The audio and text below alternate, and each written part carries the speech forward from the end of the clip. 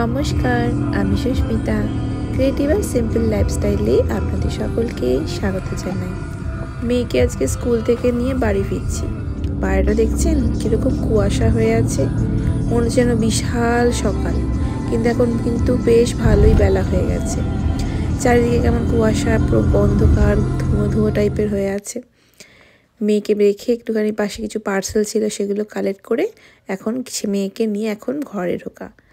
আর এখন মেয়েকে খাওয়াতে বসিয়ে পড়েছি। অনেক বেলা হয়ে যায়, যখন ও স্কুলে যায় সেই দুটো দিন কিন্তু খুব বেলা হয়ে যায়। বাইরে যেতে এত ঠান্ডা থাকে, তাই জন্য আর চান ফান হয়ে ওঠে না। তো যাই হোক, খাওয়া দাওয়া তো হয়ে গেছে। মেয়ের খাওয়া হইয়া মানে একটা বড় কাজ। আর যেদিন মেয়ের স্কুল থাকে সেদিন তো আর কথাই নেই, অনেকগুলো কাজ করার থাকে। যাই হোক, মেয়েকে এখন ঘুমটুম পাড়িয়ে একটু ভাবলাম ফ্রিজটা পরিষ্কার করি। ফ্রিজগুলো খুলেই দেখলাম অনেক কিছু রয়েছে। কিছুদিন আগে তো আমি বানিয়েছিলাম মিষ্টি দই, সেটার ব্যাটারটা রয়ে গেছে। এই মিষ্টি দইটা পুরো ভালোভাবে একদম হয়নি, জানেন, মানে জমাট বাঁধা সেই ব্যাপারটা আর হয়নি। তো ভাবলাম চলো যেগুলো পড়ে আছে লেফট ওভার টাইপের মিষ্টিগুলো দিয়ে একটা নতুন রকম কিছু বানাই। মাঝে ভাবলাম চলো পিঠে করলে কেমন হয়, মানে পাটিসাপটা। গাজরের সন্দেশ বানিয়েছিলাম, সেটারও পড়ছিল। তো সব মিলিয়ে অনেকগুলো পাটিসাপটা বানাবো, গাজরের পুরের পাটিসাপটা। শীতকাল মানেই তো পিঠে পুলির একটা উৎসব। এখন বাড়িতে যখনই সময় পাই এটা ওটা করে একটু পিঠে বানাই, অনেক রকম মিষ্টি বানাই। এবং অনেক সময় যখন থাকে তখন ভাবা যায় যে কি করা যায়। আর আমার তো বরাবরই দেখেছেন একটু নতুন রকমভাবে কিছু বানাতে খুব ইচ্ছে করে, এক্সপেরিমেন্টাল কিছু। তো এই গাজরের পুর দেওয়া যে পিঠেটা, মানে পাটিসাপটাটা যে বানিয়েছিলাম, ভীষণ ভালো খেতে হয়েছিল। পুরটা না পুরো মনে হচ্ছিল গাজরের যে হালুয়া বানায় ঠিক ওই রকম। অল্প একটুখানি ঘি দিলাম, না দিলেও হয়, তবে দিলাম একটু, যদি অন্যরকম টেস্টটা বেশ একটু আরও একটুখানি বেশি রিচি টাইপের হয়। তো ব্যাটারটা তো বানানো হয়ে গেছিলো, একটা একটা করে এবার ভাজা হবে। আমার জানেন পিঠে না ঠান্ডা ঠান্ডা না, গরম গরম খেতে খুব ভাল লাগে। আসলে গরম গরম হলে কী হবে, একটু নরমও হবে, ভাল লাগে। কিন্তু পাটিসাপটা যখনই ফ্রিজে রাখি না, তখনই মনে হয় যে একটু যেন শক্ত হয়ে গেছে। তাই যখনই আমি আবার খাবো বলে ভাবি, তখন আবার একটু জাস্ট অল্প একটুখানি 30 সেকেন্ড মতো একটুখানি গরম করে নিই। এত দারুণ খেতে লাগে যে কি বলবো। পাটিসাপটাগুলো বানানোর আরও একটা উদ্দেশ্য হচ্ছে, আমি ভাবলাম যে শীতকাল আসলেই তো, বা কিছু না, এই ক্রিসমাসও আসছে, তো বাড়িতে যদি একটু একটু বেশি করে মিষ্টি বানিয়ে রাখা যায়, তো নিজেরা তো খাবোই, কিন্তু জানেন আমার ওই একা একা খেতে ভালো লাগে না। আমার যে সমস্ত বন্ধুগুলো রয়েছে তাদেরও যদি একটু দেওয়া যায়, তাই একটু বেশি করে পুরটাকে বানানো, মানে পুরটা বেশিক্ষণ হয়েছে বলে, নাহলে তো হতোই না, তাহলে ভাবতাম যে আর কি বানানো যায়। কিন্তু পাটিসাপটা ভাবলাম যে একটু বেশি করে এই পুরগুলো যেহেতু অনেকটা হয়েছে, তাই পাটিসাপটা বানিয়ে যদি আমার বন্ধুগুলোকে একটু দেওয়া যায় তাহলে কেমন হয়। তবে এই পিঠে বানানোর পরে কিন্তু একটা দারুণ কাজ আছে। আসলে সামনে তো ক্রিসমাস আসছে, তাই ভাবলাম চলো সবাই মিলে যদি ঘরটাকে একটুখানি ক্রিসমাসেরভাবে সাজিয়ে নেওয়া যায়। ক্রিসমাস ডেকোরেশনটা আজকেই ভাবলাম করে ফেলি। তো ক্রিসমাসের একটা আবেশ তৈরি করা হলো একটু টিভিটা চালিয়ে। আর ক্রিসমাস ট্রিটা না আমি ভেবেছিলাম আপনাদের দেখাবো যে কিভাবে আমি এটাকে অ্যারেঞ্জ করেছি, কিন্তু এটা অ্যাকচুয়ালি আমি করিনি। এটা আমার বর, একদিন মেয়েকে ঘুম থেকে উঠে জাস্ট এই ঘরে এসে দেখছি ওমা সারা রাত বসে বসে আমার বর এই গাছটাকে পুরো অ্যাসেম্বল করেছে। তো ভাবলাম ঠিক আছে, আগের বছর তো আপনাদের দেখিয়েছিলাম। এটা আগের বছর, মানে 1 বছরের বয়স এই গাছটার।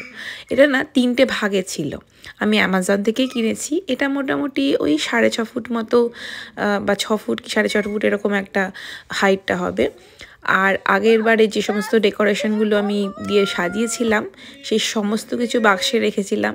এখন ভাবলাম যে একটুখানি সাজিয়ে নিই, আর সাথে মেয়েকেও নিয়ে নিয়েছি। ছেলেও একটু পরে বাইরে থেকে আসবে, ও তো বন্ধুদের সাথে খেলতে গেছে। তারপর ও আসলে 3 জনে মিলে একসাথে সাজাবো। এখনই শুরু করে দিলাম মেয়েকে নিয়ে সাজানো। খুব ভয় পাচ্ছিলাম যে মেয়ে হয়তো দেবে 12টা বাজিয়ে, কিন্তু না, আমার সোনামাটা তো আমার সাথে খুব সুন্দরভাবে কোঅপারেট করেছে, খুব সুন্দরভাবে সাজিয়েছে।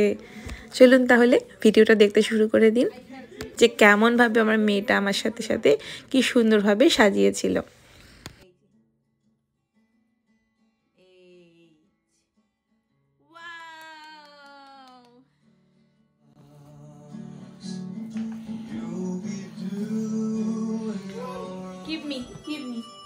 Come.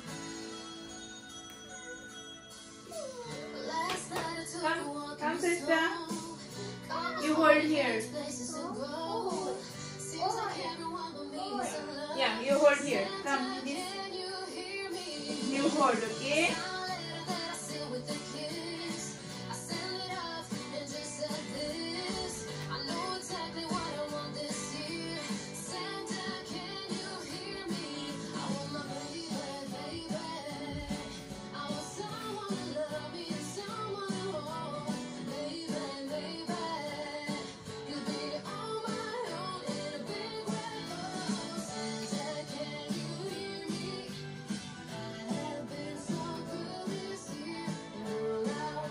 What is this? Then open. Who is he? Who is he? What is this? Who is this? That's a Santa Claus. Say hi. Hi, Santa. We fixed the Santa. Okay, come. Come. Stand here.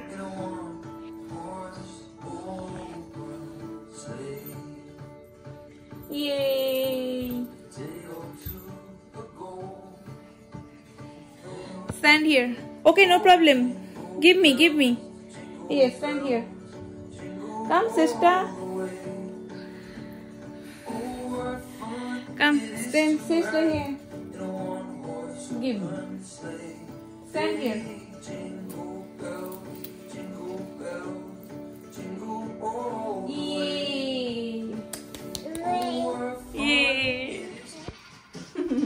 What? It's hanging. Come, give me. You hang here. Ooh. Here. Hanging. Okay. বাচ্চারা বড় হয়ে গেলে মা বাবাদের কত সঙ্গী হয়ে যায় বলুন। একটা সময় ছিল যখন ও এতটাই ছোট ছিল যে আমার সাথে আমি কাউকেই পেতাম না, আমি একা একাই করতাম এবং হ্যাঁ আমার ছেলেকে আমার সঙ্গে পেতাম। এখন একটু বড় হয়ে গেছে তো ছেলেটা, আর বন্ধু পেয়ে গেছে, সেই জন্য সবসময় তোকে পাওয়া যায় না। তবে তাতে আর কি অসুবিধা, আমার মেয়েটা যে এখন একটু একটু করে বুঝতে শিখেছে। দুষ্টুমি হচ্ছে, কিছু অনেক সময় দিতে চায় না, এটা নেবে এটা খেলবে, তো সব কিছুতেই যদি একদম পারফেক্ট করতে হয় তাহলেই মুশকিল।